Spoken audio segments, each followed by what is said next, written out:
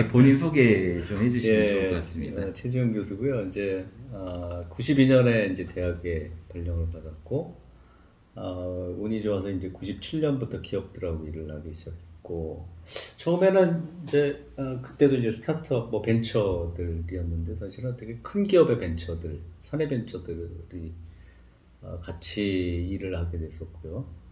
그러다 보니까 이제 모바일을 주로 했고, 그리고 이제 모바일을 하다 보니까 모바일 게임, 그 다음에 모바일 뭐 지불 결제, 그 다음에 모바일 콘텐츠. 요즘은 그 콘텐츠에 관심이 많고요. 네. 그리고 덕분에 좋은 분들과 이제 같이 뭐 카카오 사회이사도 좀 해봤고, 저기 네이버 재팬에도 좀 있어봤고, 뭐 아무튼 저는 굉장히 운이 좋은 편입니다. 이제 기업들에 대한 생리를 좀 건너서 알 수 있었다라고 하는 게 제 인생의 큰 행운이죠.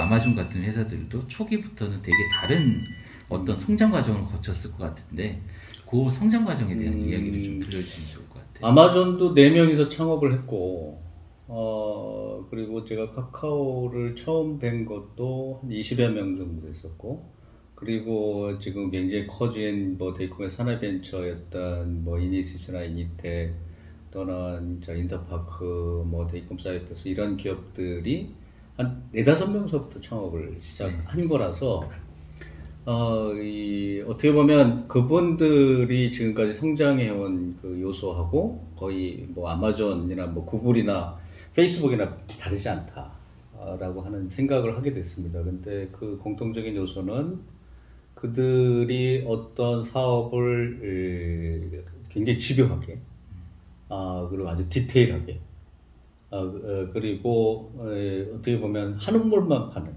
거의 5년 동안, 아마존에 예를 들면 5년 동안 매출을 일으키기 위해서 이베이의 7배, 구글의 2배 정도 되는 그런 매출을 일으킨 회사고요.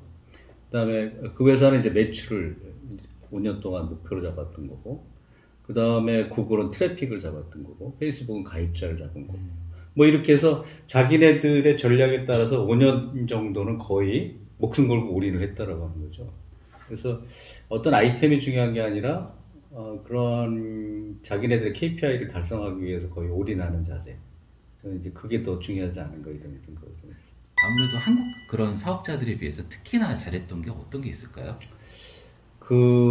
미국 같은 경우는 뭐 아무튼 우리보다 시장이 넓죠.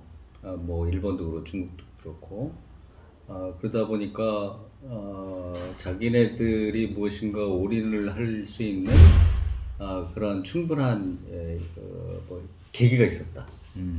그러면 일본 같은 경우는 저는 이제 일본에 있었다 보니까 그런 생각이 드는데, 1등도 있고 2등도 있고 3등도 있지만 한국에는 2등이 없어요. 네.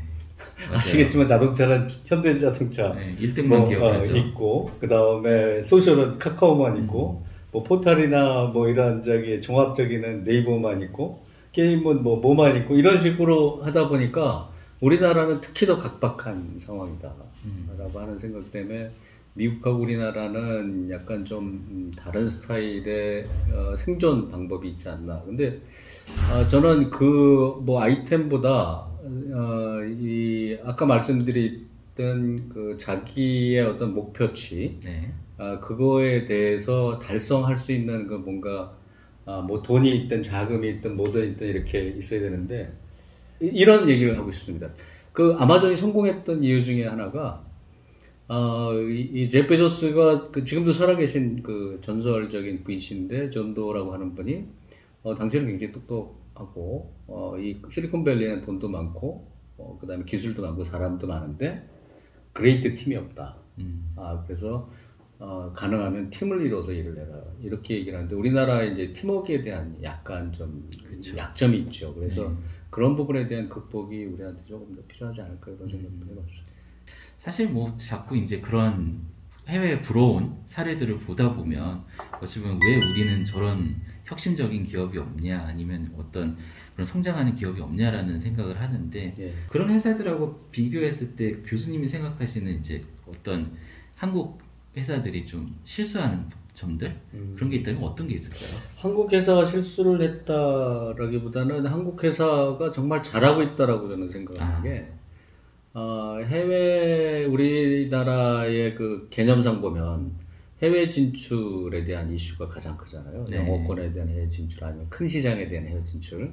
근데 해외 진출을 좀 잘못 생각할 수도 있는 게 해외 진출뿐만이 아니라 국내에 들어오는 해외 사업자를 효과적으로 막아내는 것도 사실은 큰 역할 중에 하나거든요. 근데 아시겠지만 공산주의 국가하고 한국밖에 구글이나 네. 뭐 페이스북이나 기타 등등 네이버와 카카오와 기타 사업자들이 잘 맡고 있는 거죠. 한국은 대단히 그런 면에서 이제 한국 사업자들이 잘한다. 근데 그건 50%, 나머지 50%는 이제 진출인데, 최근에 보시면 아시겠지만 네이버는 유럽을 중심으로 이제 진출하고 있고, 카카오는 일본하고 싱가포르를 중심으로 이제 진출을 하고 있고, 그래서 이제는 조금 더 다른 양상이 보이지 않느냐. 과거에 굉장히 많은 실패를 경험 삼아서 우리가 이게 실패를 한다는 게 굉장히 좋은 자원이긴 한데, 이 디지털 트랜스포메이션의 조건이 뭐가 있냐면요.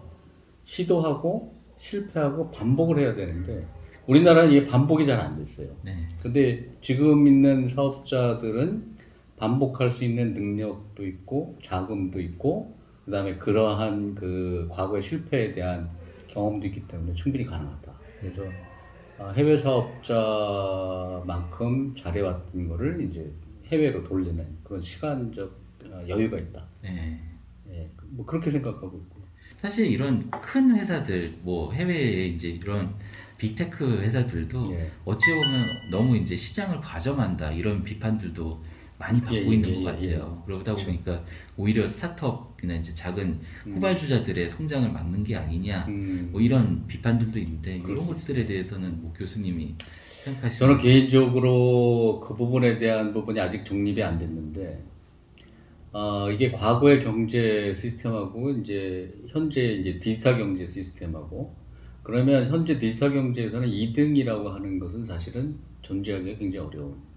모든 트래픽과 모든 고객과 매출이 몰아져야 사실은 물건이 더 싸게 양질의 물건과 서비스가 나갈 수 있는.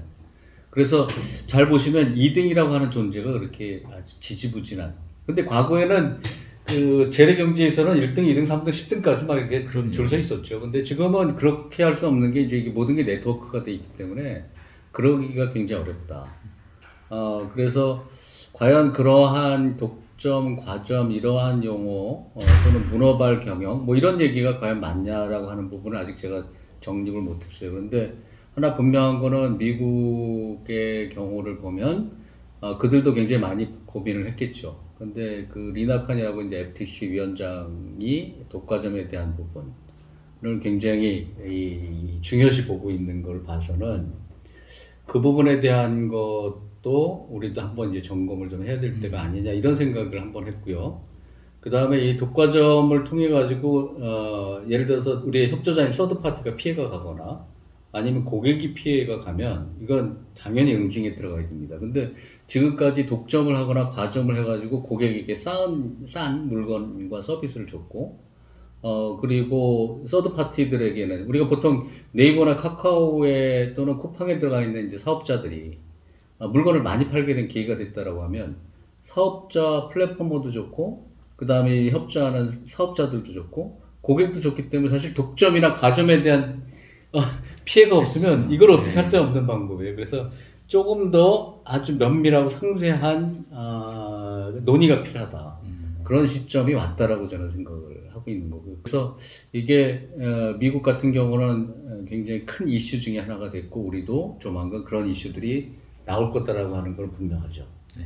근데 조금 더 아주 세밀한 설계가 필요하다. 그렇죠. 저는 그렇게 생각하고 있습니다. 특히나 이제 유럽 같은 경우는 최근 들어서 이제 GDPR이라고 해서 개인정보 개인정보 관련해서도 굉장히 다양한 규제들 이런 것들을 진행을 하고 있잖아요. 개인정보 유출 사고도 많이 나기도 하고, 그런 것들에 대해서는 좀 책임, 그러니까 사업자로서의 책임 그런 측면에서는 교수님이 생각하시는 부분이 당연히 책임을 져야죠. 네. 그러니까 개인에 대한 어떠한 정보, 뭐 예를 들어서 신상 정보, 기타 주변 정보, 생체 정보, 금융 정보, 뭐 이런 모든 정보에 대해서 본인들이 담아놨다라고 하면 사실 그거에 대한 책임은 그들이 져야 되죠. 그래서 저는 유럽에서 GDPR을 얘기하고 이런 정보에 대한 부분을 굉장히 강조하는 이유는 우리도 배워야 될 것 중에 하나가 뭐냐면 사실은 그들은 하나하나의 어떤 사업자에 대한 응징이 아니라 개인에 대한 권리, 그 다음에 어떤 헌법보다도 그 위에 있는 사람들에 대한 보호,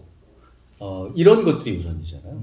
그래서 이 속내인은 유럽에는 페이스북도 없고 아마존도 없고 구글도 없고 없으니까 이제 속내인은 그럴지 모르겠지만 아무튼 표면상으로는 개개인에 대한 어떤 완전한 보호를 위해서 데이터에 대한 어떤 흐름이나 파쇄나 아니면 뭐 축적이나 이런 것들에 대해서 밝혀라. 그거 당연한 이야기죠. 그래서 우리나라 사업자들도 사실은 만만치 않은 거죠.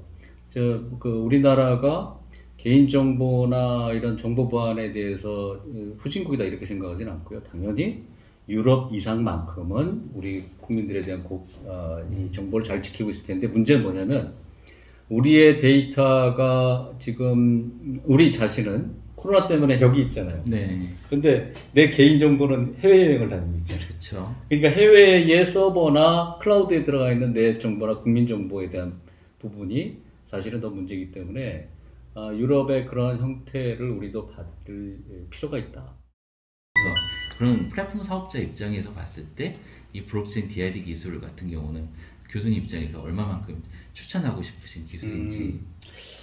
어차피 이 세상이 이렇게 돌아가는 판을 보면 중앙에서 분산이 되잖아요. 네. 그 다음에 뭐 거대 기업에서 스타트업으로 내려오고 있고 조직보다는 개인이 우선하고 있고 그래서 뭐 어떻게 보면 서버보다 클라우드가 더 제가 이게 무슨 얘기냐면 전부 모든 게 하단으로 내려오고 있다라고 하는 의미고 이게 새로운 플랫폼의 변화 중에 하나인데 작고 빠른 것이 크고 강한 것보다 더 유용한 시대가 됐죠. 그래서 DID 같은 경우도 내가 내 신원을 내가 확인한다라고 하는데 누가 중앙 서버에서 그걸 가지고 있어. 내가 내 거를 증빙하는 거에 대해서 문제가 없다라고 하면 저는 강력하게 그 부분이 옳다라고 이렇게 보고 다만 하나 분명한 것은 뭐냐면 이 작고 빠르다라고 하는 거, 그 다음에 중앙에서부터 분산이나 뭐 조직 개인 큰 거보다 작은 거 이러지만 잘 생각해 보시면 이 작은 게 더 큽니다.